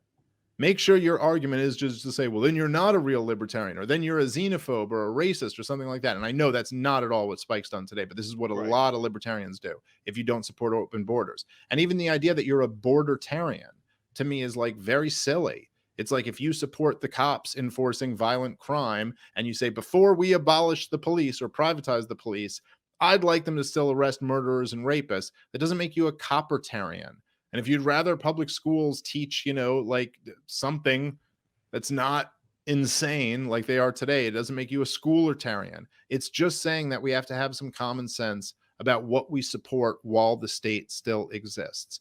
And I hope that a lot of libertarians out there will at least grapple with this idea that, as I said at the very beginning, that what I see as an unexamined given, that public property should just be open to everybody, is number one, not deduced from libertarian principles, and number two, as we can see in many examples, a disaster if you were to apply it anywhere, like a state college, just saying they have to accept everybody. It's like, okay, well, it's not a good state college anymore. That's all that comes of that. No libertarian paradise, just not a good college.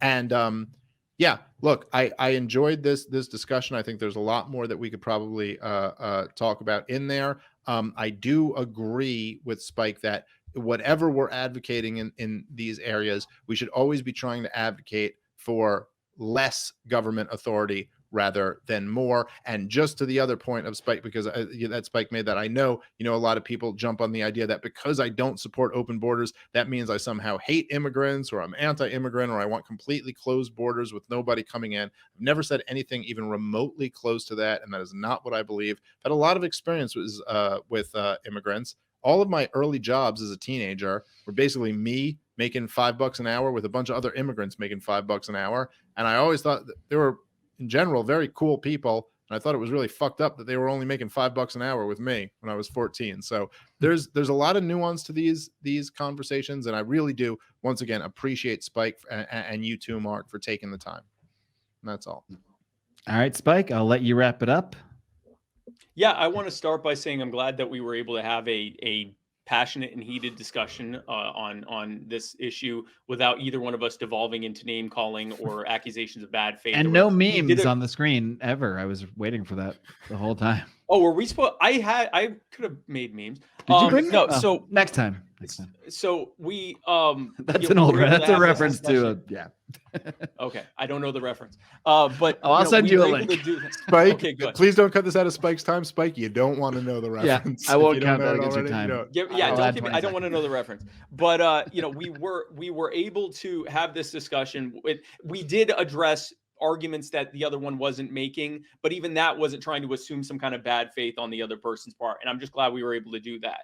I think the disagreement here is, again, I think the biggest, it could be summed into, what is the largest harm going to be? Is it going to be from government doing, and I guess maybe I'm still even confused because I'm not 100% sure if you're arguing for government to have potentially more, if you're arguing for government to have less power on a specific thing, in this case immigration, then you're arguing in favor of the increases in immigration that people are many people might be against, and many people might also be in favor of.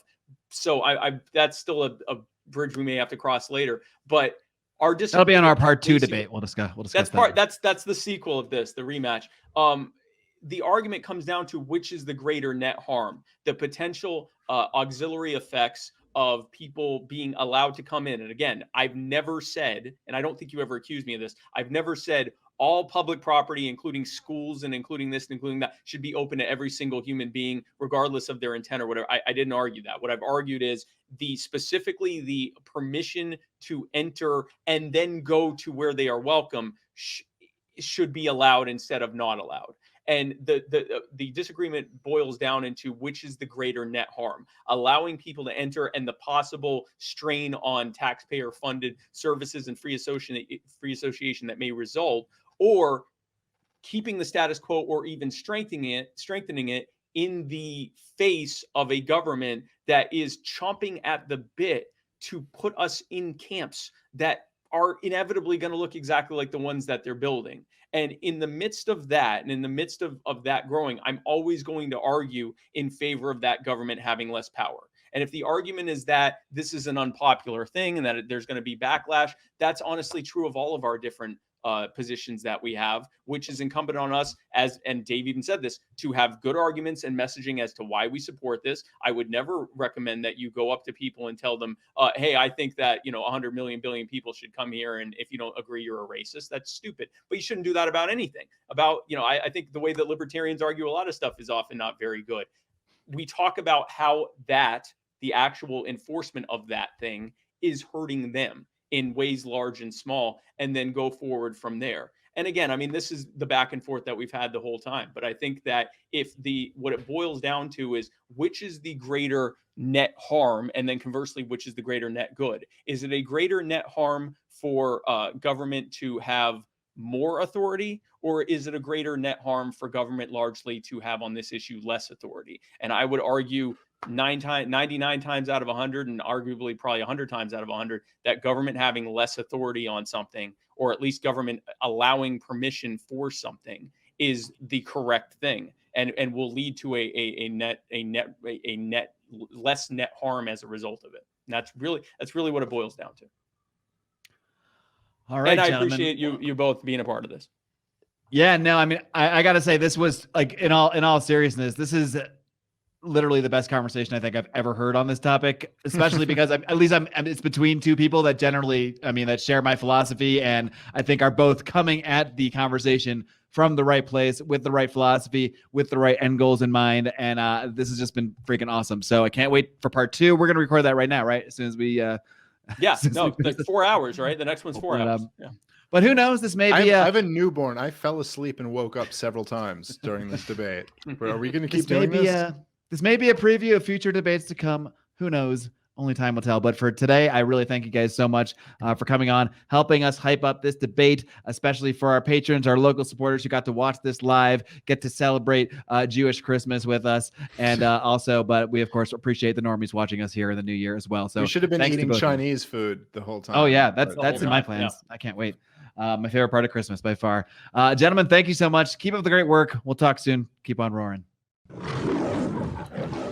All right, that was a doozy of a conversation. I hope you enjoyed that one. What a way to kick off the new year. Don't forget as well, like I mentioned, we now have separate feeds for all of our shows. You can stick right here on the Lions of Liberty Network, or you could be listening to one of our individual feeds where you will get each of our shows. You can find Lions of Liberty with Mark Claire. You can find Electric Liberty Land with Brian McWilliams. You can find Finding Freedom with John Odermatt. You can get all of those feeds. Each of them might have some of their own personalized content, but you can always get all 3 of the main Lions of Liberty shows right here in the Lions of Liberty Network feed, if that's where you're listening to this. I don't know where you're listening to anything right now, but you get my point. I also want to mention our good friends at Good Morning Liberty. Nate and Charlie do a bang-up job 5 days a week, keeping you apprised of the latest Liberty news and current events and filtering them all in a very, very palatable way. Yes, it's a show you can, unlike Brian McWilliams, you can share this show. Unlike Electric Liberty Land, you can share Good Morning Liberty with Grandma pretty safely. So check those guys out. Check them out at the best URL of all time still, BernieLies.com. And I mentioned those gentlemen here because they are longtime patrons. They are Aslan patrons, which means they get a mention each and every week on one of our shows. So you don't want to miss out all the perks over on our Patreon at patreon.com/Lions of Liberty. We also have a locals page for the Patreon at Verse over at lionsofliberty.locals.com. Check it all out. We're going to be roaring into the new year, and do check out my episode 0. Whether you're listening on the Mark Claire Lions of Liberty feed or the network feed, please pop over to the Lions of Liberty with Mark Claire feed, because I got some things to say. Don't worry, it's a lot shorter than this one. It's 20 minutes. Until next time, my friends. Live long and live free.